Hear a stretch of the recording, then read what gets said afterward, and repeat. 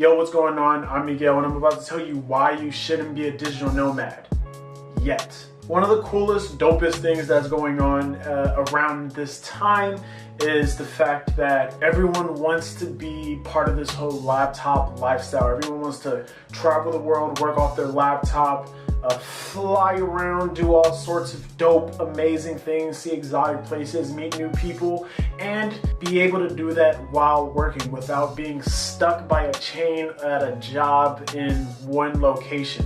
The dope thing about being a digital nomad is that you have that sort of flexibility. If you don't know who I am, if this is your first time coming to my channel, like I said, my name is Miguel. I've helped a couple of influencers build six-figure businesses. I personally do work off of my laptop, and I was nomadic for a time. I'm taking a break, chilling in New York at the moment so that I can build some connections, work out some opportunities, and try to build up more of something that's actually going to tie in with what it is that I'm going to be explaining to you and why I think you potentially should not be a digital nomad. Or maybe you should. Maybe you do fall into the category of someone that should be in the digital nomad space.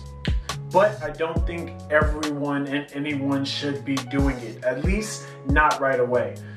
So the reason I say that is because it seems like everyone wants to be a digital nomad just for the sake of having the title, instead of actually wanting to build some sort of business. So the first reason why I think you potentially should, maybe you should not be a digital nomad yet, is if your goal is to have a extremely successful business in the end. But what a lot of people do is they try and figure out how to make money really fast, just try and bring in some of it. Some people get jobs on Upwork, and in the first gig that they get, they're like, dope, I've made some money on the internet, I don't need a job anymore, I'm just gonna go to a different country where I don't need that much money, and then I can make this one client work while I try to get a bunch of other ones. Instead of using that client as leverage, starting to build up a little bit of money inside of your bank account, and then using them in order to get more clients, having basically a portfolio of clients that you are now working with, and then using that as leverage to become a digital nomad. You're probably gonna get the direction that I'm taking this video at this point. So with that also being said, the second reason why I think you should potentially not be a digital nomad is because you don't have 6 months savings inside of your bank account at this exact moment. I don't know why, but everyone is becoming extremely risk averse in some of the worst ways possible. Yes, you have to take some sort of risks when you are going in any sort of venture in life, especially when it comes to business, especially when it comes to doing something like working off of your laptop and being a digital nomad. But one of the worst things you could do is take a risk without trying to minimize the downside as much as possible. And the easiest way to do that is to have 6 months savings saved up.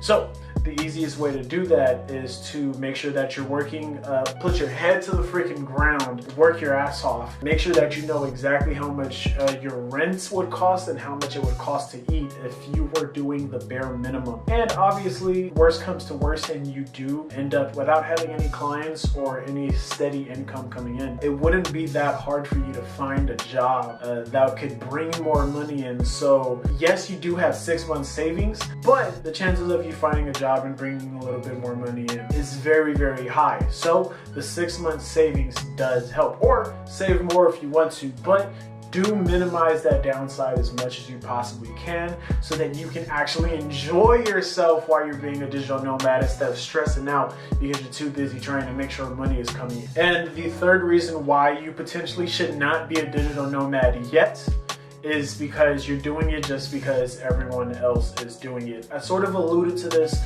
towards the beginning of this video, but it really is important to be said that if you're doing this just because you see a bunch of other people doing it and you want to just follow the trends, then you're going to get out there and you're going to be stressed out immediately, and you are not going to enjoy life.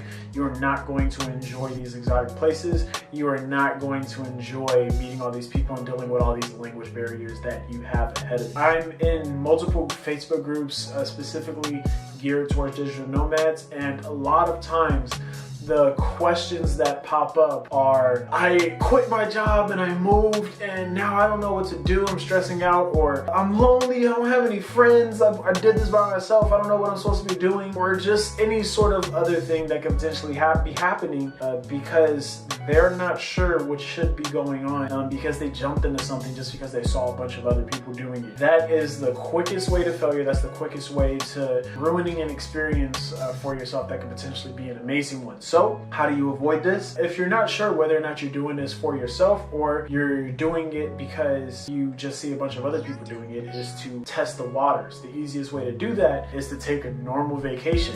Fly to one of these exotic places, stay there for as long as you possibly can. Try and work remotely. So if you have a job or if you do currently work online, go to one of these places, work remotely with the intention of coming back within, like, let's say 2 weeks to a month. See what it's like, and if you don't enjoy yourself, then you know that about yourself, and you would have already gotten the experience, and you did not cut all your losses back home. So these are the 3 reasons why you potentially should not be a digital nomad yet. Don't dive in the water before testing the waters at least a little bit. This is even true with business. I got my first client and then I dropped out of school. I started making more and more money. I started making more money than my part-time job, and then I dropped out. I got 6 months savings and then I got my place. I started making more money and then I started traveling around the world. I made more connections and then I moved to New York, where it's significantly more expensive to live compared to